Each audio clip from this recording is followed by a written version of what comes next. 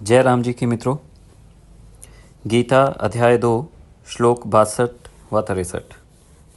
ध्यायतो विषयान् पुंसः संगस्तेषुपजायते संगात् संजायते कामः कामात् क्रोधोऽभिजायते क्रोधाद् भवति सम्मोहः सम्मोहात् स्मृतिविभ्रमः स्मृतिभ्रंशात् बुद्धिनाशो बुद्धिनाशात् प्रणश्यति।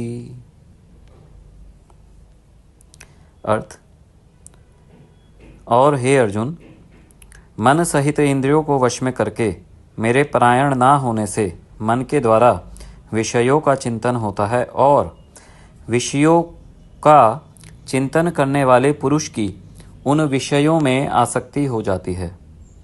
आसक्ति से उन विषयों की कामना उत्पन्न होती है और कामना में विघ्न पड़ने से क्रोध उत्पन्न होता है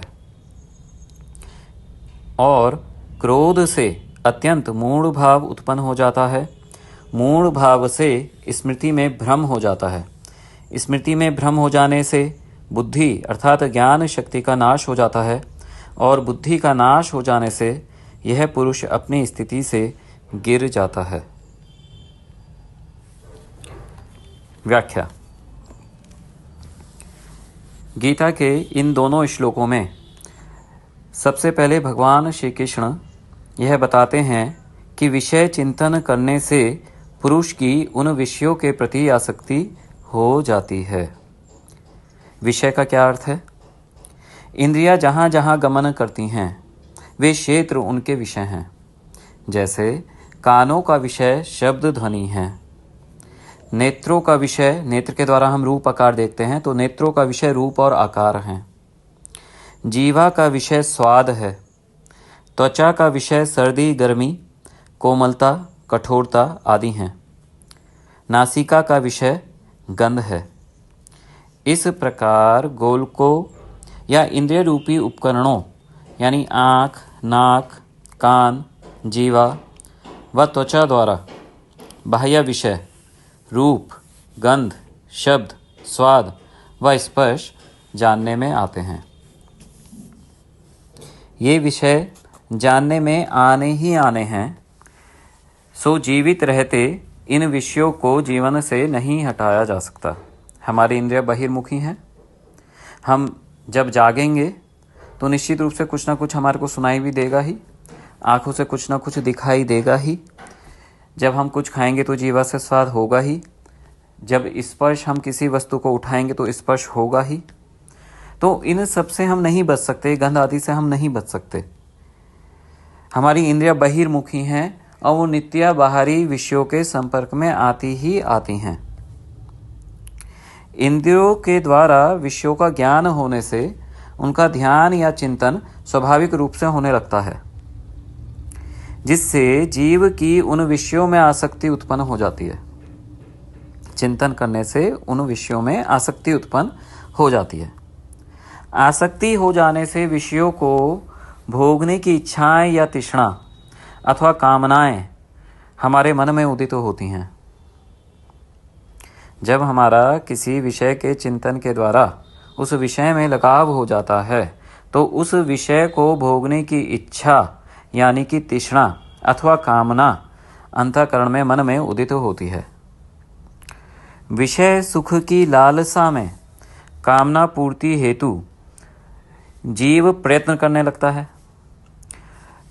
यदि विषय सुख की लालसा में किया गया प्रयत्न सफल होता है तो हमारी कामना में उत्तरोत्तर वृद्धि होती चली जाती है और अधिक हमारे को उसे भोगने की इच्छा होने लगती है, क्योंकि वो सुख भी हमारी स्मृति का हिस्सा बन जाता है। एक बार भोगने के बाद दूसरी बार भोगते हैं तो और वो गाढ़ा स्मृति में चला जाता है, तो फिर हम और भोगना चाहते हैं और भोगना चाहते हैं। यह हम बहुत स्पष्ट रूप से देखते हैं संसार में। एक व्यक्ति धन कमाना प्रारंभ करता है अपने परिवार के जीवन यापन के लिए, फिर धन आता है, थोड़ा अधिक आता है, वो थोड़ा सुरक्षित करता है, फिर वो और कमाता है, फिर वो सुविधा आदि भोग आदि इकट्ठे करता है। फिर इस तरह करके उन सुविधा भोगों का जब वो आनंद उठाता है तो वो और अधिक धन इसलिए प्राप्त करना चाहता है जिससे वो और अधिक सुविधा और अधिक भोगों को एकत्रित कर सके। तो इस तरह करके उसकी कामना में उत्तरोत्तर वृद्धि होती चली जाती है। कब? जब वो कामना पूर्ति के प्रयत्न में सफल हो जाता है। यदि ये कामना पूर्ति के प्रयत्न सफल होते चले जाएं और व्यक्ति एक ऊंचे ऊंचे पद को प्राप्त होता चला जाए, तो ऊंचे ऊंचे पद को प्राप्त करते करते करते उसका अपने आस पास संबंधी, पड़ोसी आदि के प्रति यह व्यवहार उत्पन्न होता है कि ये बहुत छोटे हैं। उसके अंदर अभिमान हो जाता है और अभिमान हो जाने से भला बुरा विचार करने की स्मृति उसकी नष्ट हो जाती है। स्मृति के नाश से बुद्धि का नाश हो जाता है और बुद्धि के नाश होने से मनुष्य स्वयं की स्थिति से नीचे गिर जाता है या पतित हो जाता है। जैसे किसी व्यक्ति ने बहुत अधिक धन कमा लिया, उत्तर उत्तर उसकी कामना पूर्ति होती गई पुरुषार्थ के द्वारा और उसकी आसक्ति और बढ़ती चली गई, उसका पद भी बढ़ता चला गया, समाज में प्रतिष्ठा बढ़ती चली गई। तो ऐसा व्यक्ति का ये ध्यान नहीं रहता कि जो अन्य कोई संबंध में है व्यक्ति, उसका मेरे को किस प्रकार से सम्मान करना चाहिए। वो अभिमान इतना अधिक बढ़ जाता है कि अपने से अधिक आयु, अधिक सम्मान्य रिश्ते पर भी वो तू, तड़ाक, तुम आदि शब्दों का वो प्रयोग कर डालता है और उनको सम्मान नहीं देता। क्यों हुआ ये? क्योंकि अभिमान हो जाने से भला बुरा विचार करने की जो विवेक शक्ति है वो नष्ट हो गई, स्मृति नष्ट हो गई। और स्मृति क्या है?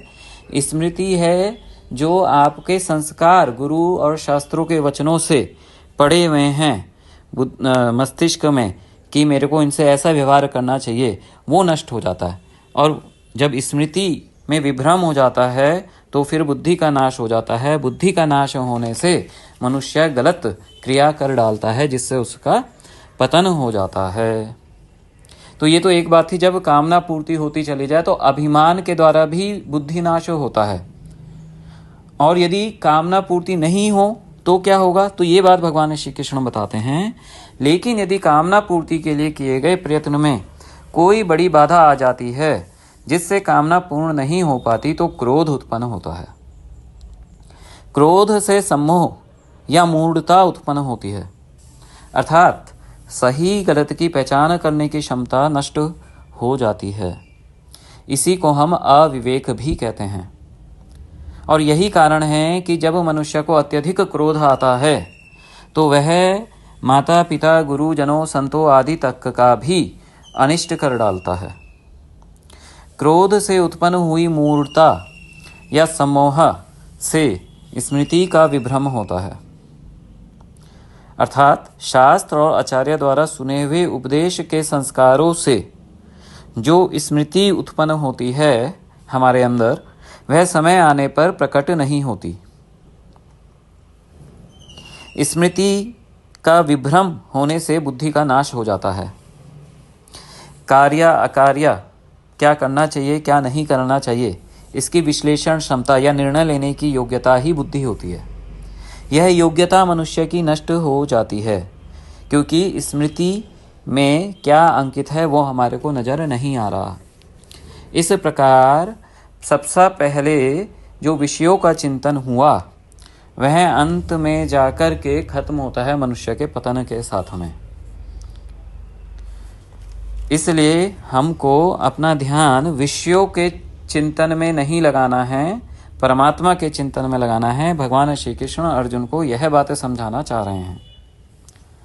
कभी कभी ऐसा भी होता है कि यदि हमारी कामना पूर्ति नहीं होती तो क्रोध हम उत्पन्न करना चाहते हैं लेकिन क्रोध उत्पन्न नहीं कर सकते क्योंकि सामने वाला व्यक्ति हमसे और अधिक शक्तिशाली है।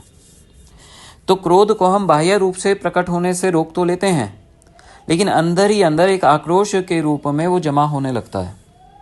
इससे मनुष्य का जो स्वभाव है वो चिड़चिड़ा या कड़वा हो जाता है, वो ताने मारने लगता है। कामना पूर्ति होने से उत्पन्न अभिमान तथा कामना पूर्ति ना होने से उत्पन्न क्रोध, ये दोनों ही बुद्धि नाश का कारण बनते हैं। यहाँ पर भगवान श्री कृष्ण ने कामना पूर्ति ना होने पर क्रोध की उत्पत्ति की बात कही है। लेकिन अगर कामना पूर्ति हो और अभिमान उससे उत्पन्न हो, फिर अभिमान से स्मृति नष्ट हो और स्मृति से बुद्धि का नाश हो, ये बात कहाँ कही गई है? तो एक ग्रंथ है सर्व वेदांत सिद्धांत सार संग्रह। यह 1000 श्लोकों का ग्रंथ है जो भगवान भाष्यकार अर्थात श्री आद्य शंकराचार्य जी द्वारा लिखा गया है। इसका 76वां श्लोक है, धनेन मद वृद्धि स्यान मदेन स्मृति नाशनम स्मृति नाशाद बुद्धि नाशो बुद्धि नाशात प्रणश्यति।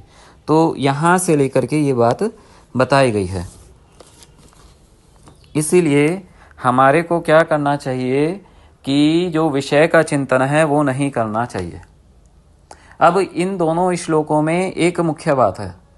मुख्य बात यह है कि यदि कोई सही व्यक्ति है और वो शास्त्र विरुद्ध होता हुआ अपनी आंखों के सामने देख रहा है या कोई गलत कार्य होते हुए अपनी आंखों के सामने देख रहा है, तो उसे ये लगता है कि धर्म का पालन होना चाहिए, शास्त्र का पालन होना चाहिए, इसलिए वो बड़ी तेजी से अपना विरोध प्रकट करता है। तो वो क्रोध प्रकट होने के कारण बुरा दिखता है, लेकिन चूंकि वास्तव में वो शास्त्र का पालन कर रहा है, इसीलिए उसको क्रोध प्रकट होने पर भी वास्तव में पाप नहीं प्राप्त होता, क्योंकि वो धर्म की रक्षा के लिए, शास्त्र की रक्षा के लिए वो क्रोध प्रकट कर रहा है।